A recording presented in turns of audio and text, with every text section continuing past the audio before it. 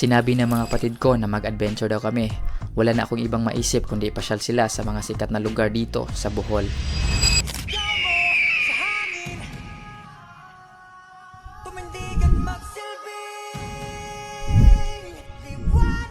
Di nila in-expect na ganito pala kaganda ang lugar na to. But before that, samahan niyo muna kami sa aming paglalakbay. Alas 3 pala ng umaga ay nag-alarm na ako kasi kailangan namin bumiyahe ng maaga kasi malayo pa ang aming pupuntahan at gusto namin makaabot doon sa sunrise sa panoramic. Dito ay natagalan kami sa pagbiyahe at feeling namin na hindi na kami aabot sa sunrise. At pagdating namin dito, ang dami palang tao, no? Di ko in-expect na ganito pala kadami ang tao ang pumunta sa panoramic. Pagkatapos namin kumuha ng ticket at magbayad ng tour guide, dito ay excited na yung mga kapatid ko pumunta sa itaas. Dahil first time pa nilang pumunta dito, medyo malayo pa ang aming lalakbayin. Kaya tara, samahan nyo kami sa aming paglalakad.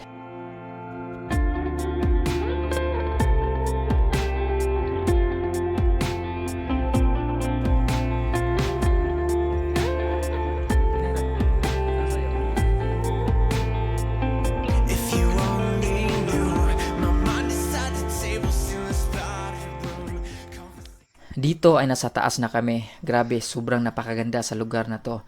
Di man namin nabutan yung sunrise, pero okay lang. Di lang naman sunrise ang pinunta namin dito, kundi sa kaganda sa lugar na to. Habang naglalakad kami, ini-enjoy muna namin ang view dito.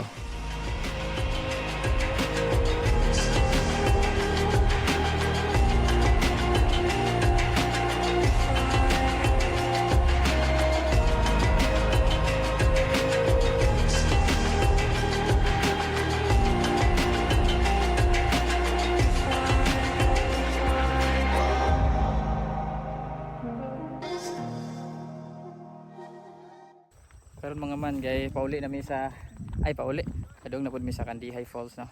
So kauban ako. Wala ko yape. Hi guys. Dito ay papunta naman kami sa aming next location, ang Kandihay Falls. Dahil sa init ng panahon, naisipan ng mga kapatid ko na pumunta o maligo sa Kandihay Falls.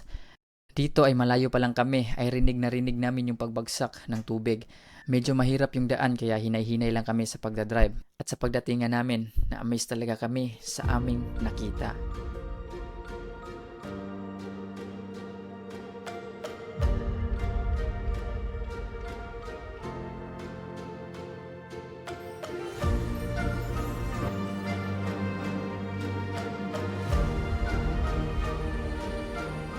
Dito ay kumain muna kami dahil sobrang nagutom talaga kami sa aming pagbiyahe.